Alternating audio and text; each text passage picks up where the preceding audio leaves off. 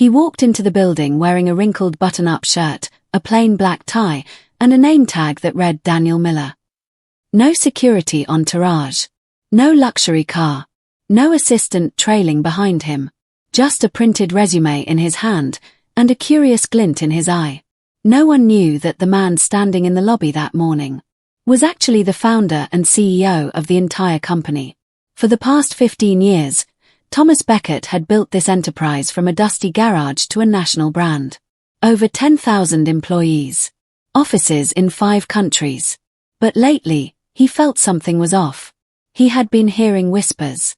Stories of employees being dismissed too quickly. Of qualified applicants turned away for unclear reasons. Of gatekeepers guarding the front doors a little too tightly.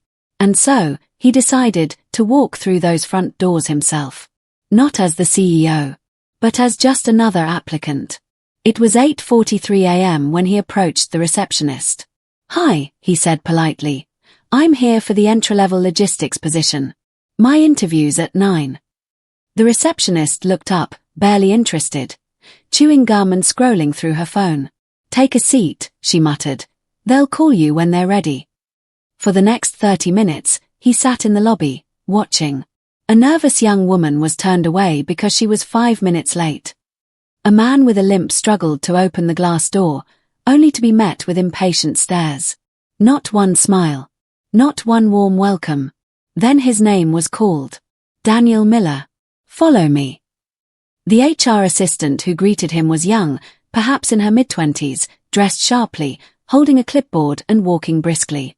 "Let's make this quick," she said, barely making eye contact. They entered a small interview room, sterile and cold, like the inside of a forgotten filing cabinet. She flipped through his resume and sighed.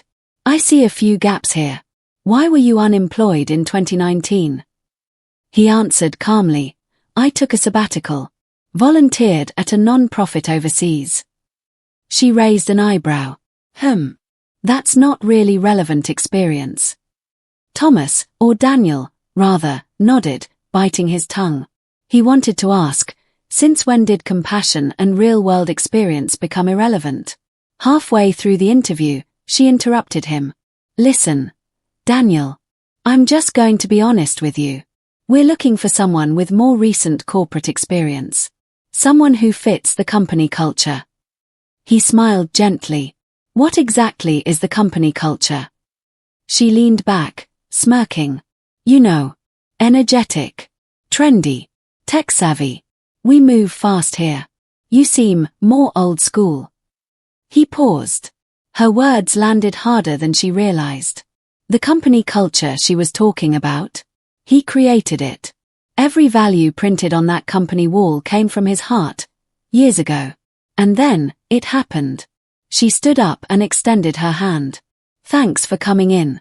We'll let you know if anything opens up that's more aligned with your background." Just like that, it was over. No chance to explain. No real conversation. No interest in who he was, or what he might bring. Before we reveal what happens next, ask yourself this. How would you feel if your life's work, the company you built, had become a place that rejected you? If this story already has you hooked, make sure to subscribe and tap that notification bell, because what happens next will leave you stunned.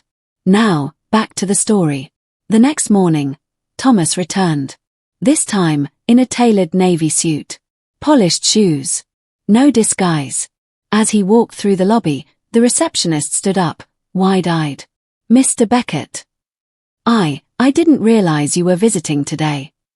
He smiled politely. "Don't worry. I was just here yesterday, remember? Same seat. Different name." Her face turned pale. He continued walking. Past the offices. Past the break rooms. Into the HR department. There, sitting at her desk, was the same HR assistant, now staring at him as if she'd seen a ghost. She stood abruptly. "Sir, I didn't know. I mean." He raised a hand gently. "No need to apologize. You did your job. Or at least, what you thought your job was." Then he said something she'd never forget. "But if I can't even get through my own company's front door, how many others have we turned away? How many brilliant minds did we reject because they didn't fit some unspoken mold? She didn't answer. She couldn't. Thomas called a meeting that afternoon. Not with executives. Not with the board. But with the frontline staff. The receptionists. The HR team. The security. The gatekeepers. He stood in front of them and said, "We don't grow by turning people away. We grow by looking deeper, listening longer, and remembering that sometimes greatness doesn't wear a label we recognize." The room was silent. One by one, heads began to nod. Some in guilt, others in realization. That day, Thomas didn't fire anyone. He didn't shame them. Instead, he told them a story. His story. And from that moment forward, the company changed. Interviews became conversations. Reception desks became welcome centers. And applicants were finally treated like people. Because sometimes, it takes being rejected by your own creation to truly understand what it has become.